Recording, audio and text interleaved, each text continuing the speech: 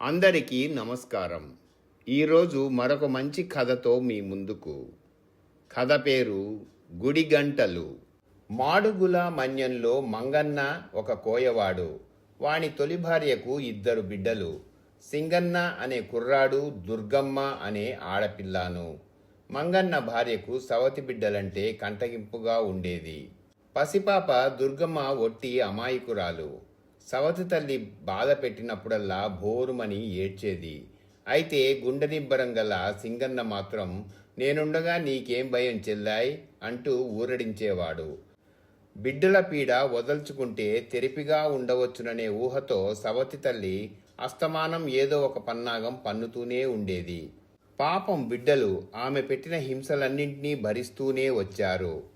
ఒక రోజున ఆమె బిడ్డలతో, ఫలానా అడవిలో మనకు అవసరమైన మూలికలున్నాయి, వాటిని ఎలా అయినా పట్టుకురావాలి అని చెబుతూ మనిషిని తోడిచ్చి పంపించింది. సింగన్న ధైర్యశాలి మాత్రమే కాదు, యుక్తిపరుడు కూడాను. సవతి తల్లి పెట్టే చిక్కులన్నీ వాడు మొదటి నుంచి గ్రహిస్తూనే ఉన్నాడు. ఇప్పుడు తనను దుర్గమ్మని ఔషధాలకని అడవులకు పంపటం ఒక మిషా తప్ప మరేమీ కాదని వాడికి తెలుసు.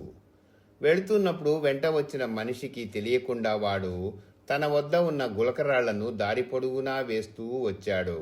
ఒక కీకారణ్యం చేరుకున్నాక పసివాళ్లు అలసిపోయారు. తోడు వచ్చిన మనిషి వాళ్లతో, మీరు ఈ చెట్టు నీడన కూర్చొని బడలిక తీర్చుకోండి, నేను పోయి ఔషధాలు పట్టుకు వస్తాను అని చెప్పి వాళ్లకు తెలియకుండా మరొక దోవన ఇంటికి వెళ్ళిపోయాడు. బిడ్డలకు మెలకువ వచ్చేటప్పటికి సాయంకాలమైంది. కొంచెం సేపటికి చీకటి పడే వేళయ్యింది. వెన్నెల కూడా వచ్చేసింది. చెల్లెలికి ధైర్యం చెప్పి సింగన్న బయలుదేరాడు. తను పడవేస్తూ వచ్చిన గులకరాళ్లు వెన్నెల వెలుగులో తళతళ మెరుస్తూ స్పష్టంగా దారి చూపించినాయి. ఆ ఆనవాళ్లతో వాళ్ళు సులువుగా అడవి దాటేసి ఇంటికి చేరుకోగలిగారు. వదిలిపోయారనుకున్న సవతి బిడ్డలు మళ్లీ కంటబడేసరికి మంగన్న భార్య వాళ్ల మీద మండిపడింది. మరునాడు వాళ్ళకి కాసిన్ని గంజినీళ్లు పోసి మాడు రొట్టెలు పడవేసి మనిషిని తోడిచ్చి మళ్లీ మరొక అరణ్యానికి పంపించింది. ఈ మారు రాళ్లు తేవటానికి సింగన్నకు వ్యవధి లేకపోయింది. అందుకని తల్లి ఇచ్చిన రొట్టెను ముక్కలు చేసి దారి పొడుగునా వేశాడు. ఈ మాట కూడా తోడు వచ్చినవాడు బిడ్డలను ఏమార్చి వెళ్ళిపోయాడు. రొట్టె ముక్కలు ఆనవాళ్లు వేశాం కదా, ఇట్టే దారి కనుక్కోవచ్చు అనుకున్న సింగన్న నిబ్బరంతో ఉన్నాడు. తీరా ఇంటికి పోదామని బయలుదేరేసరికి తను పడవేసిన రొట్టె ముక్కలు ఒక్కటి కూడా ఆనవాళ్లు దొరకలేదు. తినే వస్తువు గనక ఏ పక్షులో కబలించి ఉంటాయి అని వాడు గ్రహించాడు. అలా పోగా పోగా మిణుకు మిణుకుమని మెరుస్తూ ఒక దీపం వెలుగు కనపడింది. ఇదేదో ఊరు అయి ఉంటుందని తలచి వాళ్ళు అటువైపు వెళ్లారు. చూడగా అది ఊరు కాదు, ఒక గుడి. గుడి గోపురం నిండా జీవకళ ఉట్టిపడే రకరకాలైన బొమ్మలున్నాయి. సింగన్న ఊరుకోక గోపురం మీద నుండే ఒక చెట్టుకాయ కోసి నోట్లో పెట్టుకున్నాడు. వెంటనే గణగణగణ అంటూ గంట మోగింది. గుడి తలుపులు తెరుచుకున్నాయి. ఒక వృద్ధురాలు లోపల నుండి వచ్చి, రండర్రా పాపలు, మీకోసమే ఎదురు చూస్తున్నానంటూ ఎంతో ఆప్యాయంతో బిడ్డలను చేరదీసుకొని లోపలికి తీసుకుపోయింది. కన్న తల్లి కంటే ఎక్కువగా ఆదరించింది.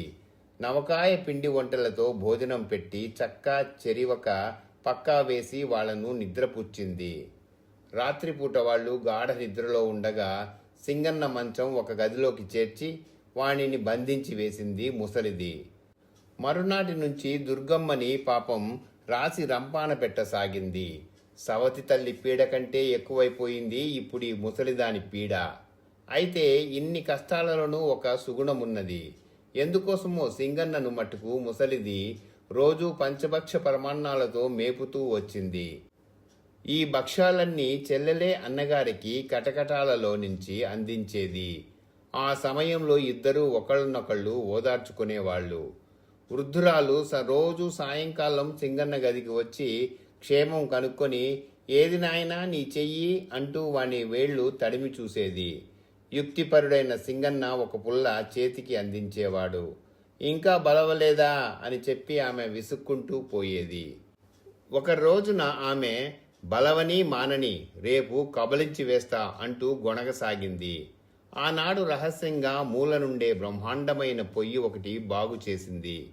ఆ పొయ్యి దిగువని మనిషి పట్టేంత చోటున్నది. పొయ్యికి సరిపడిన పెద్ద పెనం ఒకటి ఉన్నది.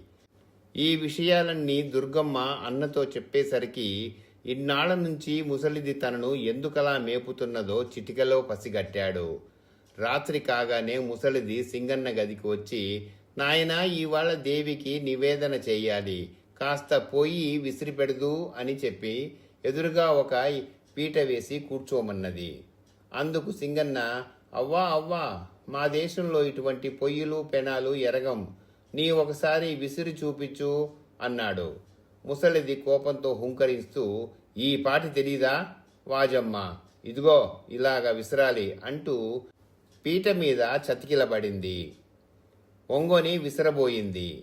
ఆమె అలా ఒంగొని విసురుతూ ఉండగా సింగన్న చూటి చూసి ఆమెను లోనికి నెట్టి పొయ్యి తలుపులు రెండూ బిగించాడు.